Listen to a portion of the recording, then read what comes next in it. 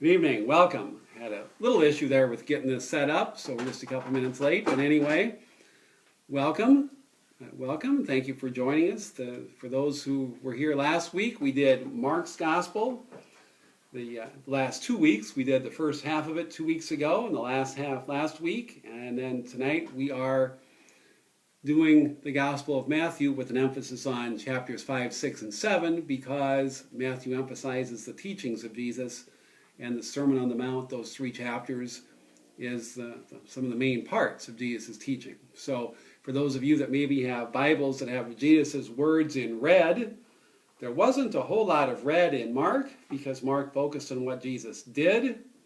There's a lot of red in Matthew's Gospel because Matthew focuses on what Jesus said. Jesus is the new Moses, the new lawgiver, the new teacher. So we hear a lot of what Jesus said in Matthew's Gospel. I mentioned a little bit last week what were the sources that the Gospel writers used. Mark was the first Gospel written. By the time Matthew and Luke write, apparently Mark's Gospel is very well known because they quote it so much. However, they also talk about having some of their own material, which from their own sources, which they use, and they also had access to a book that we believe existed at that time but has since been lost that contained the words or teachings of Jesus.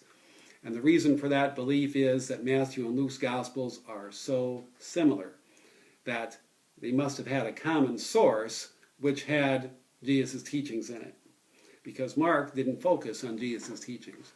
So the person who came up with that idea was a German, so he simply called that what was written in some book. And so many more Old Testament references in Matthew's Gospels than in the other ones. Matthew's Gospel is first in the list of Gospels because back at the time they put the Bible together, they thought it was the first one written, but also it was used so much more often than the other ones. We have evidence of that in other books that Christians wrote in the early centuries that aren't in the Bible, but they quote things in the Bible and in the New Testament, and the book that they quote most often is this Gospel of Matthew. Also, since it has more words of Jesus in it, it's used a lot. Prior to Vatican II, it was used most Sundays of the church year. After Vatican II, I mentioned that we alternate. We do Matthew 1 year, Mark 1 year, Luke 1 year, and then start over, with John used during the extraordinary seasons of the year, such as Easter. So if you've been going to church lately, you've heard a lot of readings from John. So Matthew, probably the gospel that people are often most familiar with, because if you're familiar with Jesus' words, you would be familiar with that, and the fact that it had so much traditional use within our church. Who wrote it? Well, probably not Matthew the apostle, because he would not have needed to quote from Mark so often. Plus, Matthew was dead by this time. However, it's been attached to him for a while. Many people think it's because the community where this was written had some kind of a connection to Matthew, that maybe Matthew was a special apostle there, or maybe he had some influence in starting the first community in this area. And if he were the source of the community or a source for some of this material, they would have attributed the entire book to him. So 3 sources for the information in Matthew's Gospel. 1, the narrative, the storyline, the plot from Mark. I think 80% of what's in Mark is also in Matthew. Secondly, the source called Q, the source which has the words or teachings of Jesus in it.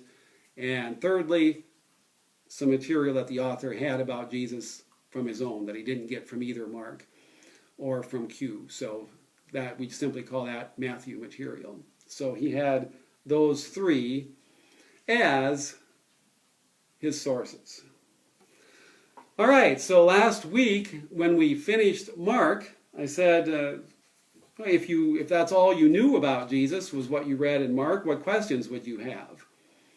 And one of the main things you would probably say is, well, what did Jesus teach? There was only a couple of parables in Mark's Gospel. The story of Jesus' adult life was in there, but not much on his teaching. So that's what we get a lot of in Matthew and Luke. The main emphasis, I said tonight, would be chapters 5, 6, and 7. So anyway, we'll do that. I'll just take a quick look at the beginning, because Mark had Jesus, the story beginning with Jesus as an adult and getting baptized, to make sure that people didn't think that Jesus just became God when he was baptized. Matthew starts by saying, no,